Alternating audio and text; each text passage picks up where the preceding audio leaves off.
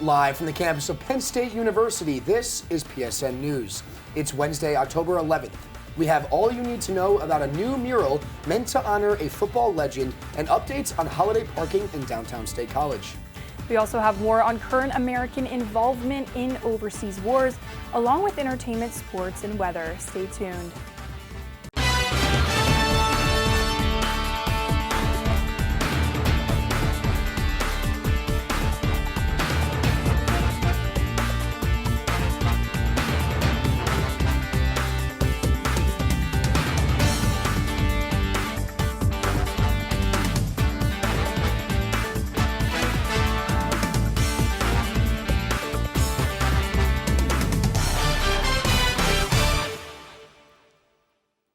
Thanks for joining us tonight. I'm Brendan Conroy. And I'm Olivia Jean. Penn State and Pittsburgh Steelers legend Franco Harris is receiving a huge honor from the university. The Penn State All-Sports Museum in Beaver Stadium is working on a photo mosaic mural, and the museum is inviting people to send in their best photos taken with Harris over the years to be included. Interim Director Lou Lazaro immediately got a project into motion after the public's request. The idea is well underway and is hoped to be ready for fans by the end of the Penn State football season. Downtown State College will offer free parking this holiday season. The State College Borough Council unanimously approved the request for the parking changes. This courtesy is offered every year, and this year it will begin before Thanksgiving. From November 20th to December 17th, the grace period for free parking in garages will increase from 30 minutes to 2 hours. Street meter and lot parking will be free after 5 p.m. from December 18th to January 2nd. All of the garage, meter, and lot parking will be free. A Penn State professor recently received a prestigious award for her efforts at the university. Assistant Professor for Biology and Biomedical Engineering Nikki Crowley was honored by the Whitaker Center for the Science and the Arts. The center's Women in STEAM Awards recognize women from Central PA who have made significant contributions in science, technology, engineering, art, and math. Crowley's research focuses on neuropeptides, molecules crucial for brain signaling and human health regulation. The Bellefonte Area School District will be searching for a new superintendent after this school year. Superintendent Tammy Burniford has announced she will not seek a new contract or extension after her current contract expires on June 30th, 2024. Burniford has been with the district for 20 years and was appointed interim superintendent in 2020. In 2021, the board gave Burniford a permanent contract. She vowed to continue working hard until her term is over and volunteered to assist in the transition of a new superintendent. Sunshine and fall temperatures have taken over State College this week, but what conditions can we expect to see during the homecoming game? Luke Scherler with Campus Weather Service has the latest. Take a look.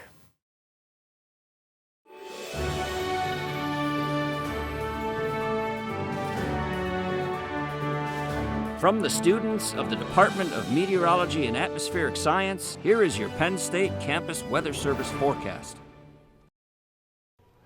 Good evening, everyone. I'm student meteorologist Luke Scherler here with your Wednesday evening forecast. Let's look at Beaver Stadium right now. See, not even a cloud to talk about. Beautiful day here across central Pennsylvania. It's currently 64 degrees, which is our average high temperature for this time of year. Our dew point is at 37, so very dry. Visibility is at 10 miles and our winds at 9 miles per hour of the west-southwest. Taking a look at our high temperatures across the region, see 64 for us here in State College. Our warm spot is Philadelphia at 70 degrees. Harrisburg is one off that at 69. And Erie and Bradford didn't even make it out of the 60s today thanks to some lake effect rain showers they had this morning. And looking at the radar, you see those showers have moved off to the north thanks to a little shift in the wind. So, but for most of us here in the state of Pennsylvania, not even a cloud to talk about on the radar. And zooming out, you can see we have some lake effect rain showers throughout the whole Great Lakes region, including our friends over here in Michigan. And then we have remnants of a hurricane that hit Mexico a few days ago that's impacting us in the south. But future radar, you see not much to talk about over the next 36 hours. Tonight we'll get into the 40s, but very clear. As we get into tomorrow, spotty rain showers here or there, but very light showers, nothing really to worry about or to manage, like no really need for an umbrella or anything like that. So, and this will continue as we hit into Thursday night. And then eventually Friday, those showers move out of the region and becomes very clear as once again we get to near 60 degrees. But the big story is for Friday night and into Saturday. See, Friday night we have a low pressure system out here in Iowa and a cold front that will eventually move our way. So Friday night, I think for our homecoming parade, we should be fine. Maybe a little cloudy, but we'll be on the dry side at least. But as we head into the Saturday, you see 4 o'clock here for our homecoming game. Well, not really the same story. Very rainy conditions, especially for a whole day Saturday, so a complete washout. So not ideal, but it is what it is. Saturday, eventually those showers will move out into the sea on Sunday night, and we'll have some relatively clear conditions, but we still have some lake effect rain showers that will impact the region and cloud cover for most of the weekend and into the early next week. So looking at our rainfall totals for the next 24 hours, you can see 1.27 inches for us will pick up in 24 hours. Johnstown is the high spot at 1.6 and Harrisburg at 1.43. So decent amount of rain for the 24-hour span. Our cool temperatures for the next 6 to 10 days, you can see for us here, not much really of a change compared to our friends down in Atlanta or Florida. And then out west, you can see pretty much warmer above average temperatures as expected. So hopefully those can move into our area over the next few weeks. But for us here tonight, expect a low of 42 degrees with those clouds increasing, so it won't be as nice as it is right now, but we'll still get down to 42. And then for tomorrow, high of 60 degrees, that light chance of rain, not really a big factor, especially compared to this weekend, but still be on the lookout for a few spy showers here or there. And looking at our 7-day forecast, you can see once we get into the weekend washout, we'll get way below average. We are already going to be about 10 degrees below average for this weekend, along with the rain, so very chilly and wet weekend. And then maybe by the time we get to the beginning of next week, the rain will finally move out of the region and we can get some sunshine into our mix. With that, my name is Luke Schiller and have a great evening.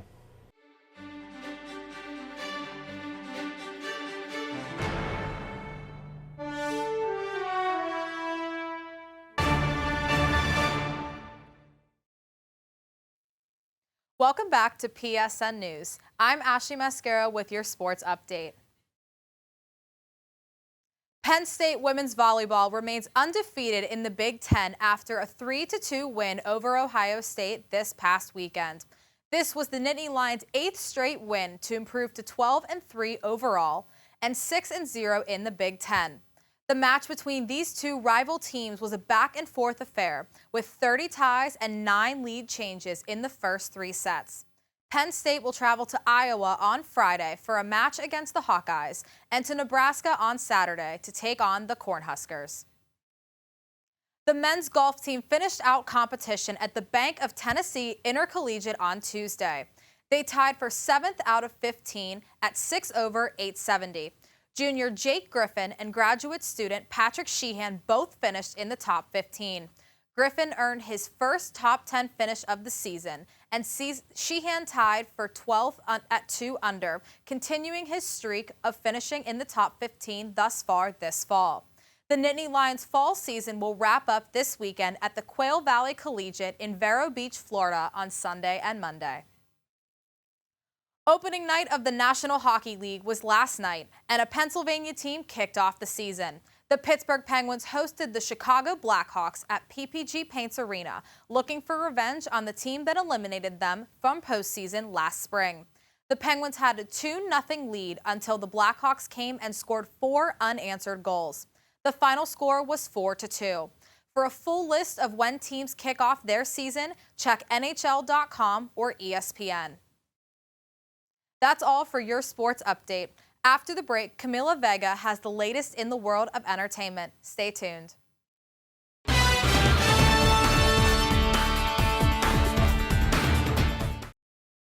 Welcome back to PSN News. I'm Camila Vega with your entertainment update. As Hispanic Heritage Month comes to an end, State College celebrated its annual Happy Valley Latino Festival this past Saturday at MLK Junior Plaza. This year marked the festival's 3rd year in State College. The festival celebrated State College's Latin community with live music, dance performances, local Latin food vendors, arts, and crafts. Hispanic Heritage Month will come to an end on October 15th. Penn State will host its traditional homecoming parade this Friday, October 13th on the University Park campus. This year's parade's theme is Illuminate the Lion Within, to celebrate legacy and Penn State pride. Student organizations, alumni, community groups, and loyal members of the Penn State community will be showing off their Penn State pride. You can take a full look at the list of homecoming activities on the Penn State Go app. Bad Bunny confirmed the release of his new album, Nadie Sabe Lo Que Va a Pasar, this Friday, October 13th. The singer revealed 22 tracks along with the words fire next to each song. The Puerto Rican star's previous album, Un Verano Sin Ti, won a Grammy Award for Best Música Urbana and was also nominated for the Album of the Year. Nadie Sabe marks Bad Bunny's 5th studio album. It's available for pre-save on Spotify and Apple Music. That's all for your entertainment update. Coming up next, interview anchor Nolan Collery will be speaking with Gianna Kataya, a player for Penn State's women's lacrosse. Stay tuned.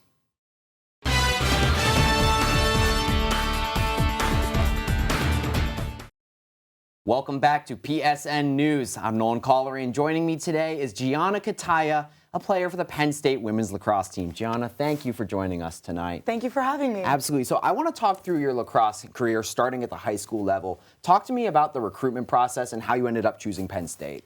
So my recruitment process was actually very different from what it looks like now. I committed to Penn State, verbally committed, when I was a freshman in high school. Wow. Now you can't speak to college coaches until September 1st of your junior year. So a lot has changed. Sure. But my recruiting process actually took me by surprise. I was a soccer player at first. Just picked up lacrosse because my older sister played lacrosse, and it was a new sport at the time. And then eventually some of my friends that played soccer and lacrosse and played lacrosse more competitively said, wow, you should do this. So then my parents started sending me to camps, to different schools. But I actually looked at like 9 to 12 different schools when being recruited. But when I visited Penn State, it just felt like home. Sure. So I knew I wanted to go to Penn State. As soon as I was done with my visit, I still took other visits first, but at the bottom line, when my parents was like, okay, you need to make your decision, I said, I want to go to Penn State because it has a family atmosphere. I love the culture of the team.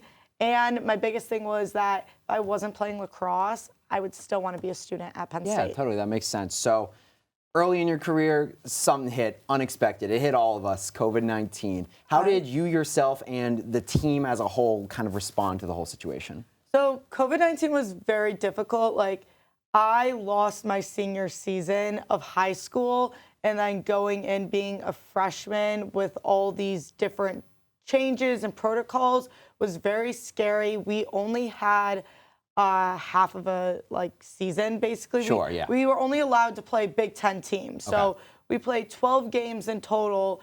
We played every Big Ten team twice.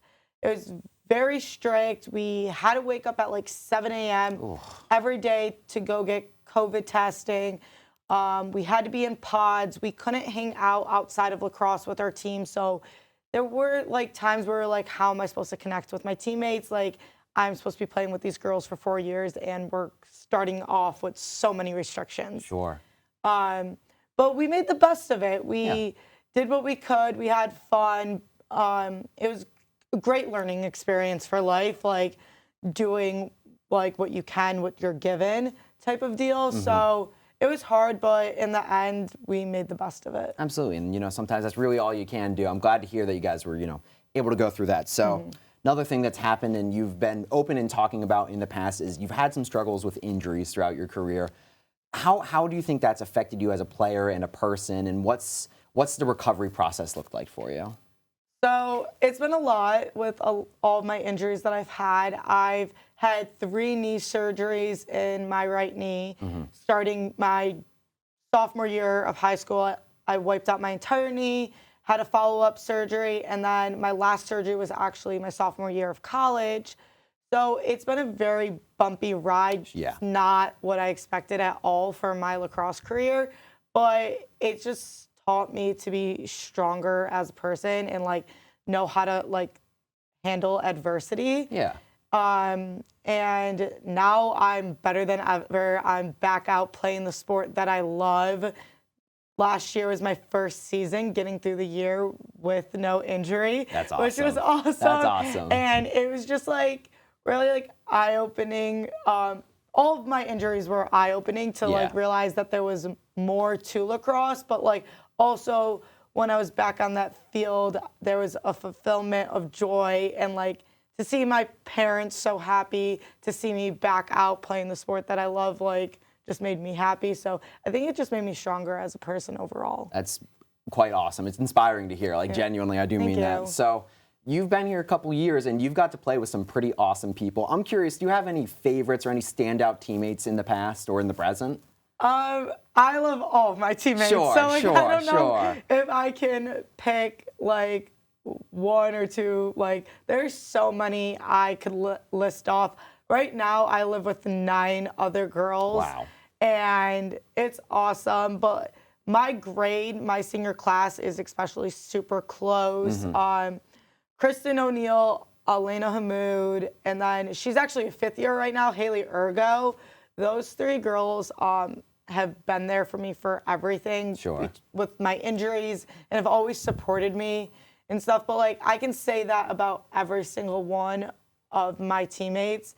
I think Penn State women's lacrosse team right now is very unique because every single girl is close. I have like 38 extra sisters. Like our team is so connected on and off the field that it's just amazing. No, that's, again, very awesome. Last season, you guys started off super hot, 9-2 to start the year. I was covering it, and it's so much fun to watch. What are the goals for the team coming into this season, and do you have any personal goals yourself? Yeah, so for the team, our goals are higher expectations. Like, we set a standard last year to get back to the NCAA tournament because we haven't seen that for a while, and we did. We made it to the first round. Unfortunately, we did lose to Stony Brook. But it's just stepping points, like building blocks. Like my grade specifically has been a very big presence on the field since their freshman year. So now that we're the upperclassmen on the team, we have the knowledge to teach our underclassmen the things that we've learned. So honestly, to just keep working, a Big Ten championship is in the future. Like, we want to go as far as we can. I think that's everybody's mindset in college athletics, is to be the best that they can, to be a championship team. My coach always says it at practice that we need to have championship mindsets, and like that's the standard that we hold ourselves to. Awesome. So one last question for you tonight. You have a pretty unique perspective as both a varsity athlete here at Penn State and a very active member of the College of Communications community itself. How do you feel your perspective on how college athletes are represented in the media? How do you feel like you have that, different perspective than others?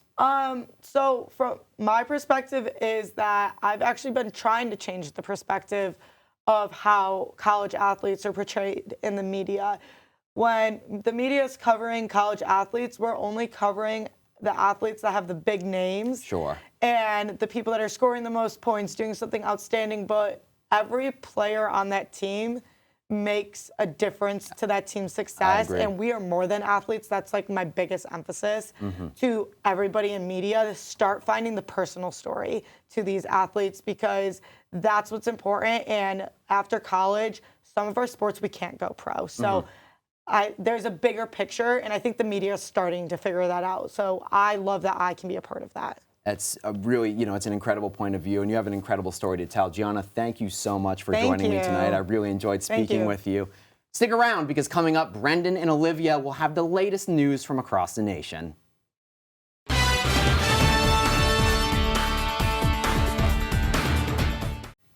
The U.S. military announced Sunday that they have plans to assist Israel and its efforts following the recent attacks by Hamas. The Forward Carrier Strike Group has been ordered to sail the eastern Mediterranean, ready to assist. This carrier is the Navy's newest and most advanced of its kind. It can hold up to 5,000 sailors, a deck of warplanes, cruisers, and a strong force ready to respond to anything.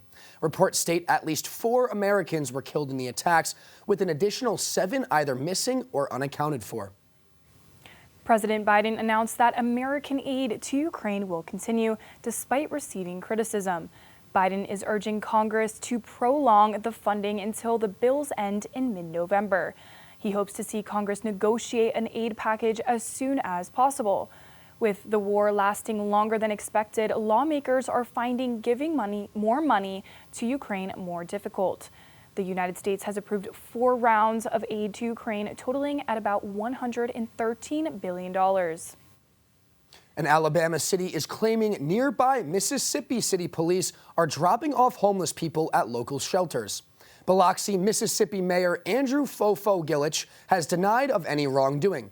He said the city is working with homeless shelters in Mobile, Alabama, and nobody has been taken against their will. Fewer than 20 have been transported. The chief of staff to Mobile Mayor Sandy Stimson said in a letter Thursday that these police are violating the civil rights of homeless people and are breaking Mississippi laws. The letter asks the city of Biloxi to stop and has threatened to call federal officials to investigate civil rights violations if they do not.